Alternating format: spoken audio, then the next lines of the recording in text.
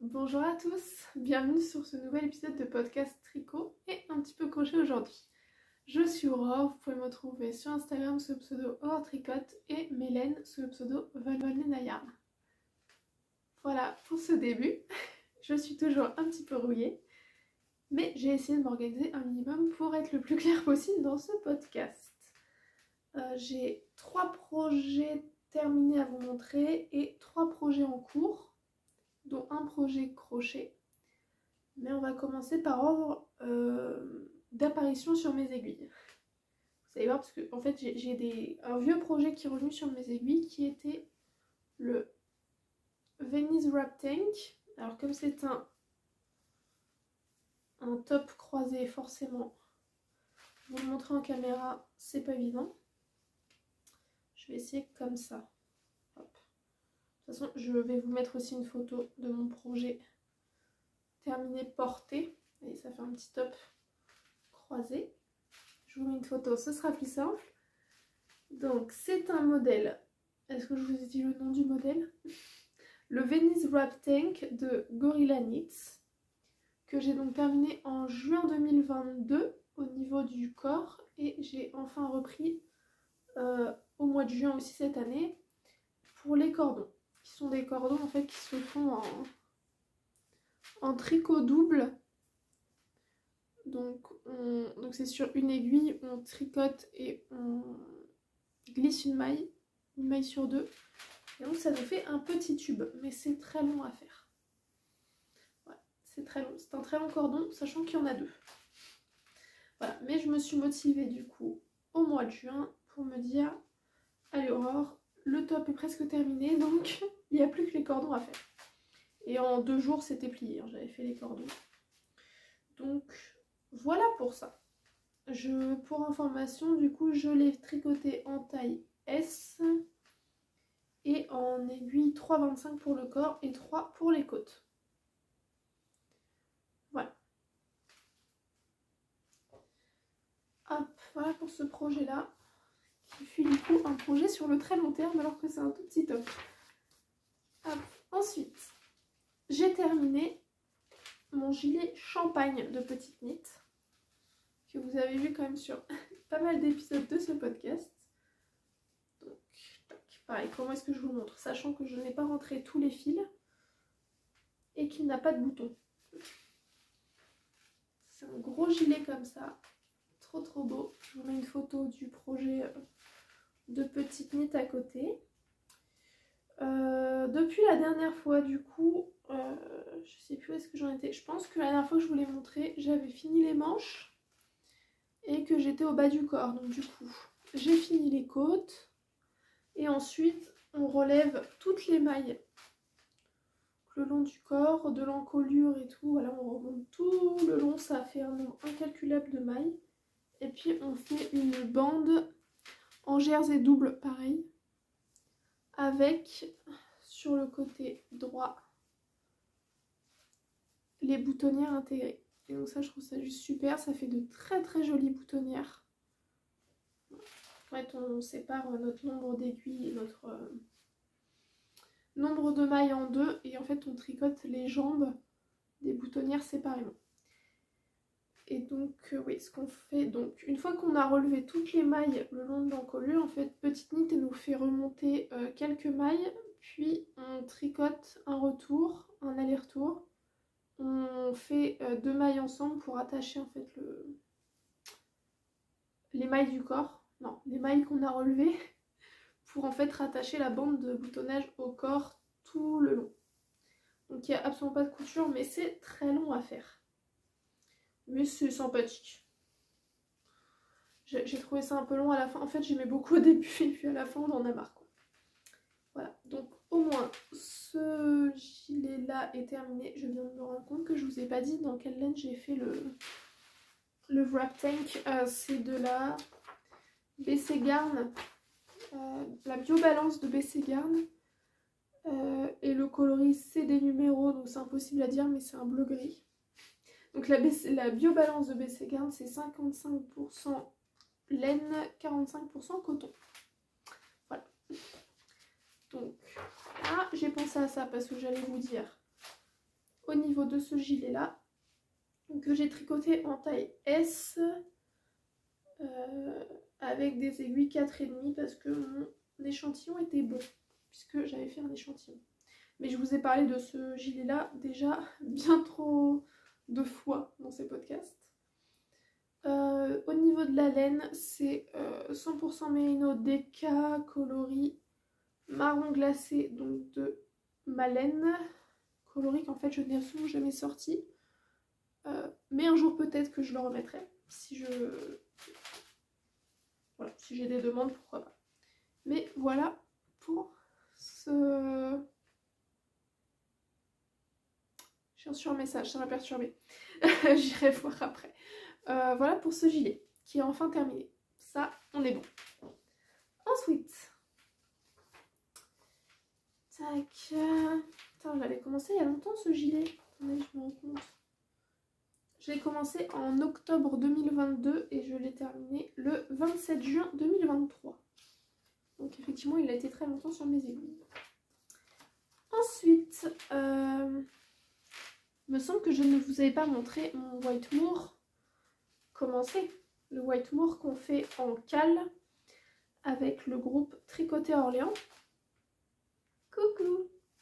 Voilà, donc voilà où j'en suis mon White Moor. J'ai enchaîné la dentelle sur une semaine, je crois, tellement elle est addictive cette dentelle. Déjà beaucoup de personnes ont tricoté le White Moor, il est super connu. Mais la dentelle, elle est tellement addictive. J'adore la couleur. Vous trouvez pas qu'elle m'irait bien? Ça amène du peps. Voilà, donc au niveau du patron, il est super agréable à faire. La dentelle est absolument pas compliquée. Hein. Elle est assez simple et super addictive, en fait on s'arrête pas, si bien que je l'ai enchaîné donc en une semaine comme je vous disais, et ensuite je me suis arrêtée parce que j'avais d'autres projets à faire avec une deadline, mais je le reprendrai très vite. En fait il me reste vraiment plus que du jersey en droit et je me suis arrêtée parce que j'ai fini en fait mon deuxième écheveau, donc il faut que je bobine le troisième. Mais du coup, je vais faire les manches. Avant de continuer le corps, je vais faire les manches. Voilà pour le White Moor. Je le fais dans la même DK que le champagne. Que le gilet campagne. Que le gilet champagne. Mais là, c'est le coloris bouton d'or. Qui cette fois-ci est sur la boutique. Que vous pouvez retrouver. Pour avoir le soleil chez vous aussi. J'aime beaucoup ce coloris. Il est super... Par ce temps pluvieux qu'on a en ce moment, c'est super agréable. Attends, je vais beaucoup trop vite, faut que je me calme. En fait, je pars de chez moi d'ici 40 minutes. Pour ça, j'essaye de pas trop faire durer le podcast. Ensuite, un petit projet un petit peu spécial à vous montrer. Donc, c'est un modèle qu'on a fait en collaboration avec Laura de Rue des Champs Heureux. Je vous mets sa page tricot perso et la page de sa marque de patron. Allez la suivre, elle n'a pas du tout assez d'abonnés pour le travail qu'elle a fourni. Je vais vous montrer. Donc on a fait ça en collaboration. Je l'ai tricoté sur 3 semaines. Il est tellement beau. Et donc c'est le châle à l'aurore. Quel joli nom. Donc le châle à l'aurore de Laura Rue des Gens Heureux, qui est actuellement en test avec quelques testeuses. C'est un patron, alors moi le mien il tient dans dans 2 écheveaux. J'ai fait la grande version et elle a tricoté la petite version qu'elle m'a prêtée pour que je puisse vous montrer. Oula. Voilà, la petite version de Laura, qui est en coloris tendresse et coquelicot, qui est un beau rouge orangé. Et moi, ma version, elle est en coloris lin et coloris mousse, qui est un coloris qui n'est pas encore sorti, mais je vais pas tarder à vous en mettre en ligne. Voilà, donc c'est un châle qui est assez simple, mais qui a ce petit jeu de mosaïque qui se fait par des mailles glissées. Donc en bicolore, ça donne ça. C'est un châle donc qui a des augmentations, une double augmentation centrale et des augmentations donc sur le côté, un rang sur deux. Le corps du châle en point mousse et puis ce jeu de mailles glissées avec un joli rabat qui suit le point mosaïque. Voilà. Ça c'est un super joli châle qui est très simple, accessible aux débutants, quand même, je pense, malgré le jeu de mailles glissées. S'il n'y a rien de super compliqué, mais le rendu est juste dingue. Je trouve ça fou. Donc voilà. Je l'ai porté pour la première fois hier, puisque hier il faisait super moche. Moi, hop, je le porte soit avec le nœud devant, soit juste comme ça pour voir bien la mosaïque. J'aime beaucoup ce châle, surtout qui est dans une laine qui me tient beaucoup à cœur, qui est nouvelle sur ma boutique. Pardon pour mes cheveux. C'est de la 100% mérino d'Arles française. C'est une laine 100% française de mouton élevé en région PACA. Donc une laine qui est tondue, filée, lavée en France. Tout en France, tout le processus est en France. Et donc teint dans mon atelier dans le centre de la France. Voilà, c'est une base de laine que je n'ai pas trouvée chez d'autres teinturières, donc j'en suis super fière. Voilà. C'est une base également non superwash. Alors si vous voulez plus d'informations sur l'avantage des laines non superwash, j'ai fait des stories à la une sur mon compte Instagram.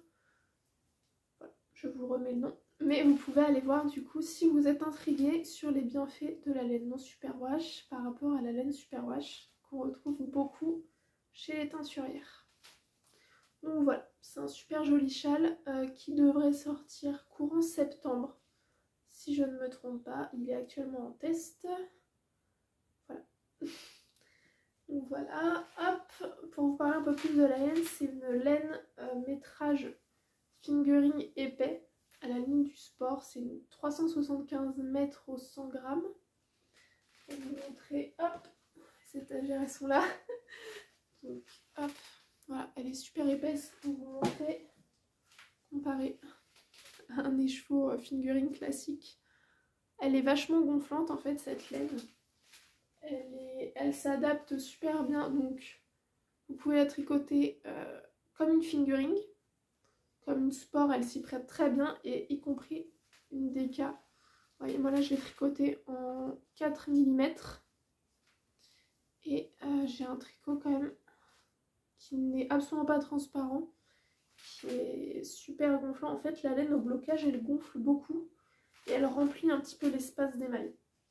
Même Laura du coup qui a un tricot beaucoup plus large que le mien, vous voyez, du coup elle a aussi tricoté en 4, qu'elle ça fait vachement plus fluide. En fait moi j'aurais dû tricoter en 4,5. On n'a pas du tout fait d'échantillon mais on aurait pu le faire en 4,5, ça aurait été tout aussi bien.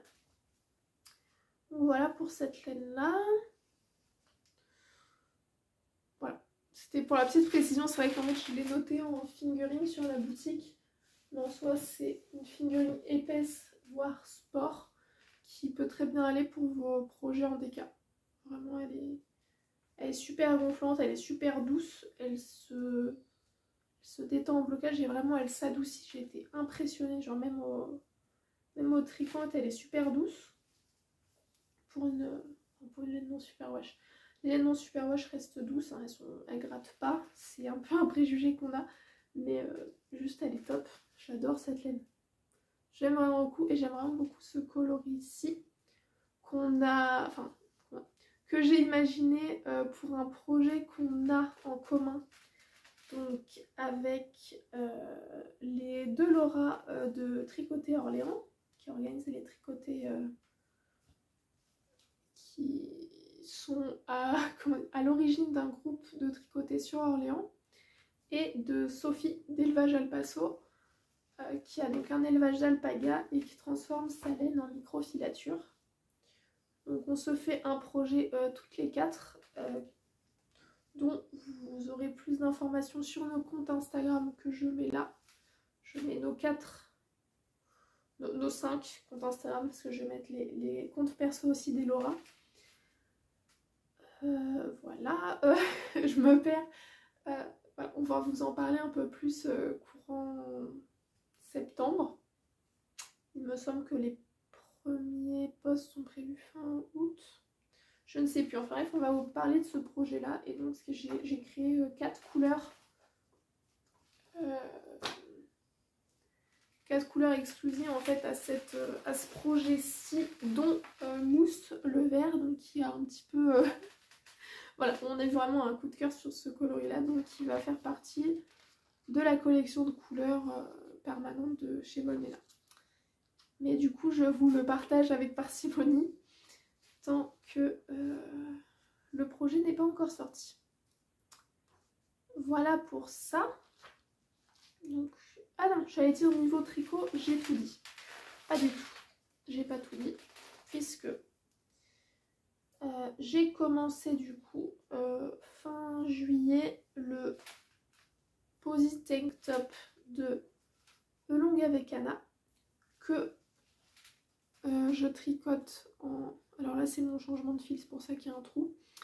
J'ai pas encore rentré les fils, du coup ça fait un trou. Que je tricote en Waiting for Olive. La base Merino Coton. Et c'est le coloris Rust, si je dis pas de bêtises. J'ai pas pris les étiquettes du tout, je vous le marque là. Voilà. Donc je suis sur le corps.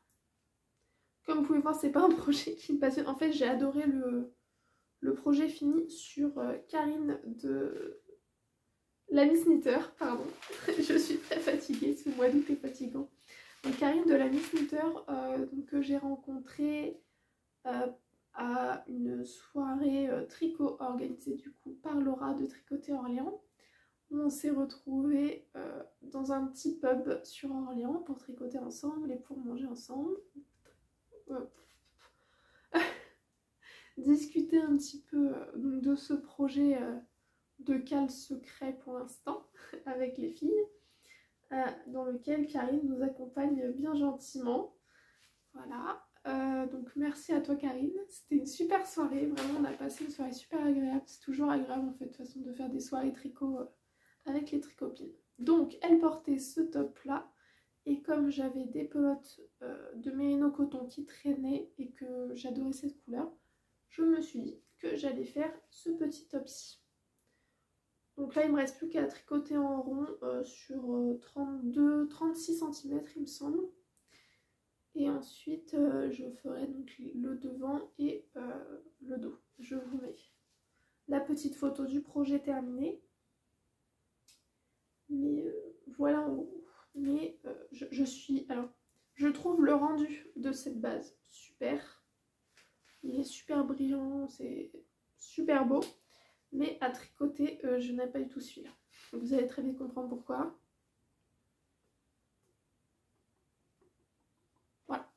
Il est absolument pas élastique, du coup j'aime pas du tout. De toute façon j'aime pas trop tricoter le coton, c'est pas ma fibre, elle me fait pas vibrer cette fibre, je préfère largement la laine. Mais voilà. Voilà. En tout cas je serai super contente une fois qu'il sera terminé. Mais je dois un petit peu me forcer à le tricoter, c'est pour ça qu'actuellement avec le White Moor, c'est les seuls projets que j'ai sur mes aiguilles à tricoter. Je vous remonte le White Moor. Juste parce que dès que je vois la couleur, ça me donne un coup de peps. Voilà, donc c'est les deux seuls projets tricot que j'ai sur mes aiguilles, sachant que le White Moor, il attend un petit peu actuellement. J'aurais pu dire, oui, c'est l'été à cause du temps et tout, j'ai pas trop envie de tricoter ça. Mais vu le temps, les températures et le vent qu'on a en ce moment, j'aimerais beaucoup me remettre à le tricoter. Mais il faut que je me force à finir le Posy Wrap Tank, sinon je ne le toucherai pas avant l'été prochain. Donc j'aimerais bien le finir quand même. Au moins ça me libérerait un câble et des aiguilles. Voilà pour ça. Hop, j'ai mis ma pelote évidemment qui s'est totalement démantibulée. Instant rebobinage. Hop. Ah, je fais les nœuds. Ça va vous? Super, moi aussi ça va nickel. Donc, voilà pour ça. Hop, là on est bon. Ah oui, donc je vous montre mon petit projet au crochet qui est beaucoup trop mignon. Attendez, je vais vous montrer d'abord. Donc c'est un modèle de Les petits animaux de Cupcake, qui est un livre que j'aime beaucoup. Je pense pas que c'est la première fois que je vous montre. Hop, même si ça fait super longtemps que j'avais pas fait d'amigurumi par manque de temps, et à vrai dire en fait j'ai un tiroir de commode, 2 tiroirs de commode entiers remplis de coton pour faire des amigurumi, et en fait j'aimerais bien les vider un petit peu. Ce serait pas mal. Donc je me suis dit pourquoi pas faire des petits amigurumi, sachant que c'est bientôt l'anniversaire de mes neveux. Voilà. Donc là je fais Susu l'écureuil. Voilà. Qui est trop mignon. Je vous montre où j'en suis. J'ai la tête. Ça fait un peu gore comme ça de montrer juste une tête. Voilà. J'ai sa tête. J'ai ses oreilles. Hop, attendez. J'essaie de vous mettre les oreilles à peu près au bon endroit. J'ai ses oreilles. Ses petits bras. Et actuellement donc, je suis sur le corps. Hop. Voilà. Voilà où j'en suis. Un petit peu d'imagination. Voilà. Voilà pour Susu l'écureuil. Donc que je crochette en Rikorumi. La Rikorumi de DMC.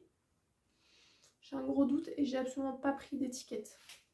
Je filme un petit peu à la When Again pour pouvoir en fait rendre le châle de Laura demain. Puisque demain on se fait un tricoté sur Main-sur-Loire avec les tricopines d'Orléans. Voilà. Donc je me dis que ce sera la bonne occasion de lui rendre son châle. Voilà pour ce petit projet que j'ai commencé il y a 4 jours. Donc je suis déjà bien avancée. Hein. Sachant que fin août, j'aimerais bien donc avoir fini Susu l'écureuil. Et j'aimerais également avoir fait, que je vous le retrouve,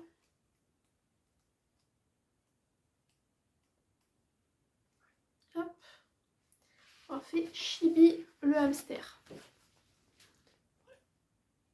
Chibi le hamster, un petit peu dans le même style. Du coup, mes 2 neveux auront chacun leur petit cadeau d'anniversaire fait main, en plus des autres cadeaux. Donc, je pense que ce serait pas mal. Actuellement, je suis à fond sur le crochet pour terminer ça. Voici pour mes projets en cours et terminés. On m'avait demandé la dernière fois donc, de montrer tous les coloris de laine que j'ai sortis ces derniers temps. Donc, je fais une petite pause pour aller chercher mon petit échantillonnage pour pas me tromper dans l'ordre des couleurs. Hop, voilà, ça c'est fait. Donc pour ceux que ça n'intéresse pas les coloris, je vous dis à très vite pour un nouveau... Je suis fatiguée. Pour un nouvel épisode de podcast et je vous souhaite un bon tricot d'ici à la prochaine. Pour ceux qui sont restés, je vous montre donc mon petit échantillonnage de coloris. Donc ça qui est dans mon atelier, comme vous voyez, il manque même des petits bouts de laine. Attendez, ici. Voilà. J'essaie de le remplir au fur et à mesure en fait, avec chacune de mes bases, puisque les coloris ne rentrent pas pareil, vous voyez, sur chaque base. Donc comme ça me permet d'avoir un bon petit échantillonnage. Ça fait même pas 30 minutes que je tourne. Pourquoi je n'arrive pas à voir? Donc, hop, je vais me pousser pour essayer donc de vous sélectionner les coloris. Donc au niveau des bleus, j'espère ne pas faire trop de bruit avec ma chaise. Bleuet, Brest et Adriatique. Hop. J'aurais du rangement à faire parce qu'après, en fait, je prends tout en vrac. Donc au niveau des bleus, il y en a 3. Hop. Bleuet, Brest, Adriatique. Là, j'essaie de vous les montrer au max au soleil. Donc Adriatique est un bleu profond. Brest qui est un bleu vert un peu pétrole. Et bleuet qui est un bleu-gris. Voilà. J'essaye de passer un peu vite fait parce que comme je l'ai dit, il y a 27 couleurs, même 28. Non. Ah non, 27 boutons d'or, il est dessus. Je ne savais plus s'il y avait des boutons d'or ou pas dessus. Donc il y a 27 coloris en tout. Ensuite, au niveau des verts. Ah, émeraude, sapin, eucalyptus.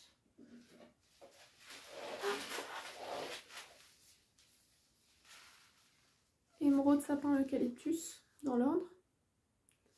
Eucalyptus, sapin, émeraude. Donc eucalyptus qui est un vert pâle grisé, vert sauge, si on veut dire. Sapin qui est un vert foncé bleuté. Et émeraude qui est un vert assez intense, un vert bleu, comme émeraude. Ok, ensuite, les jaunes. Les jaunes, ils sont là. Je sais pas ranger pareil. J'ai pas de bouton d'or en figurine. Je prends en déca. Et qu'est-ce que j'ai dit d'autre? Attendez, je suis perdue. Ah oui. Ah, mais oui, c'est que j'ai pas moutarde. Ah, bon sang, j'ai pas moutarde. Alors, je n'ai plus moutarde. Veuillez m'excuser, il m'en manque un. Il me manque un jaune. J'ai donc mimosa et bouton d'or. C'est pas plus mal, ça vous permet de bien voir la différence en fait en vidéo. Mimosa qui est un jaune froid, bouton d'or qui est un jaune chaud. Enfin, jaune froid. C'est un jaune au sous-ton froid, donc il a un peu plus de bleu que bouton d'or, qui est un jaune un peu plus orangé. Voilà, donc mimosa, bouton d'or. Ensuite, on a caramel beurre salé, ambre, écureuil. On va faire comme ça. Car je les ai mis. Ah, je l'ai pas fait comme ça. En fait, je vais essayer de suivre la liste, sinon je vais me perdre et pas tout vous montrer. Caramel beurre salé et ambre. Caramel beurre salé que j'ai depuis 2 ans sur ma boutique. Et ambre qui est un marron orangé. Ou un orange marronné. Peut-être plus un orange marronné. Voilà, mais je vais vous mettre un ambre à côté de écureuil.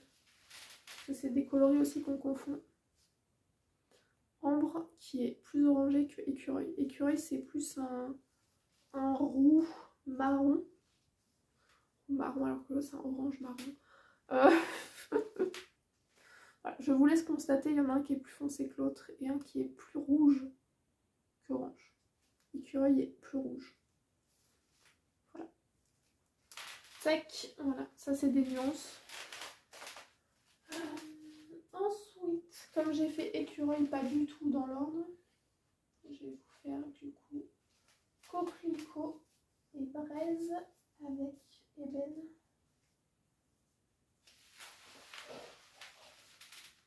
Coquelicot, braise, ébène. Donc coquelicot qui est celui du châle de Laura. C'est pas sur la même base, mais c'est la même couleur. Donc coquelicot qui est un coquelicot qui est un rouge orangé clair. Braise qui est un rouge avec de légers reflets orange intense. Et ébène qui est un brun nuancé. Brun qui tire sur le jaune nuancé. Parce que tous les bruns ne tirent pas sur la même couleur. On va avoir des bruns qui tirent sur le jaune et d'autres qui tirent sur le rouge. Brun qui tire sur le rouge, prochain objectif de ma boutique. C'est une couleur que j'aime beaucoup. Alors je précise, je vous présente que les coloris unis. Je vous présente ni les coloris autorayon ni les coloris à speckle. Mais vous pouvez les retrouver en story à la une sur le compte Instagram de ma boutique. Ok, ensuite, on a cappuccino, argile et lin. Là encore, qui sont des nuances. Cappuccino, argile qui est là. Lin. Là, on entre dans les coloris clairs qui peuvent se ressembler si on ne fait pas attention, mais côte à côte, vous voyez qu'ils ne se ressemblent pas. Donc, cappuccino, qui est un café au lait. Argile, qui est un café au lait très clair qui tire sur le rose. Et lin, qui est donc un gris beige. Voilà. Encore, on essaye de passer vite pour pas passer 3 plombes dessus.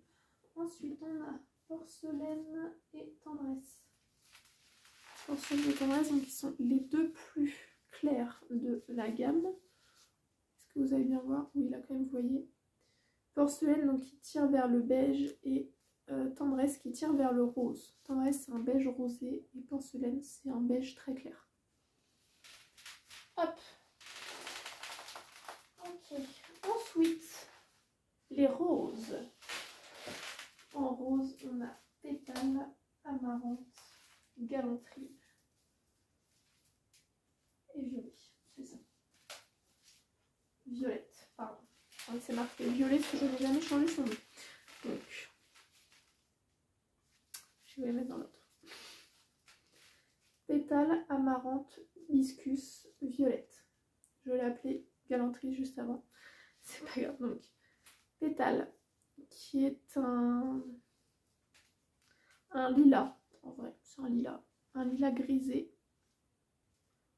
Ouais, là, vous avez à peu près la bonne couleur. Hop, amarante, qui là encore était déjà sur la boutique. C'est un rose foncé soutenu quand même. Oui.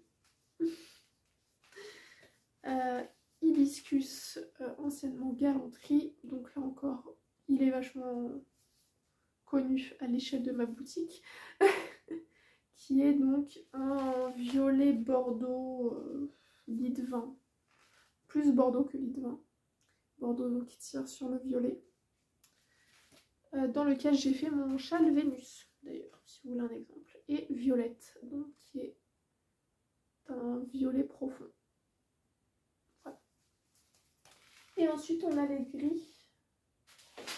Hop. Les gris que j'ai reteint il n'y a pas longtemps sur le Mérino, c'est nickel. Donc, en gris, on a plume, granit, plume, acier et granit. Voilà. Donc plume qui est un gris clair, granit qui est un gris bleuté, acier qui est un gris bleuté et granit qui est le gris foncé nuancé. Pour vous montrer juste hop, la différence en fonction des bases. Enfin, elle est énorme par contre la différence.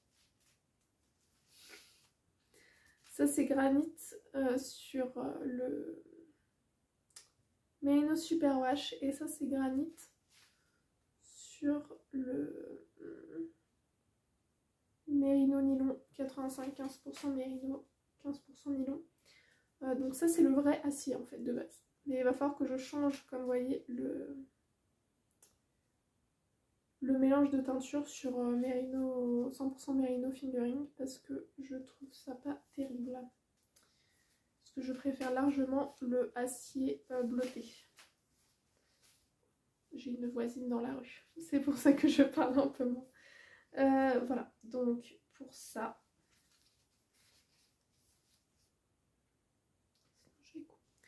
Donc voilà, donc au niveau des gris, du coup, on a plume qui est un gris clair, acier qui est un gris bleuté et granit, le gris foncé nuancé, parfois plus ou moins sur le marron, en fonction des bains. Voilà pour ça. Donc là, je vous ai montré tous les coloris. Attention, ça va casser la figure. Voilà. Donc, j'ai tout ça arrangé. J'ai 27 échoux à ranger après. J'attends que la voisine passe. Voilà. Donc, voilà pour tout ça. J'espère que la présentation du coup des coloris vous a convenu. Voilà. Faut que j'arrête de dire ça y est, la voisine m'a perturbée. Donc, pour les 27 coloris. T'as encore un voisin, mais pourquoi tout le monde? Il est que 14h, il est quelle heure là? 14h30, oula, va falloir que j'y aille. Donc, ça tombe bien, puisque j'ai fini tout ce que j'avais à vous dire. Le 1er juillet dernier, on a fêté sur Instagram et donc sur la boutique Etsy les 2 ans de Volnena Yarn sur Etsy. Donc merci beaucoup pour toutes vos commandes, vu que à cette occasion-là, donc il y avait des promos sur la boutique. Alors merci beaucoup de votre soutien, on a fait un super mois de juillet, j'étais super contente. Tout ça va permettre de financer d'autres projets qui vont pas tarder à arriver. Donc merci beaucoup, merci beaucoup. Et donc à l'occasion de ça, la base 100% Mérino d'Arles français est sortie. Voilà, c'est tout ce que j'avais à vous dire. Merci beaucoup et merci d'avoir écouté cet épisode de podcast jusqu'à la fin. Merci de votre soutien. N'hésitez pas à me laisser un petit commentaire, me dire ce que vous tricotez en ce moment. Et on se retrouve très vite pour un prochain épisode. Salut et bon tricot!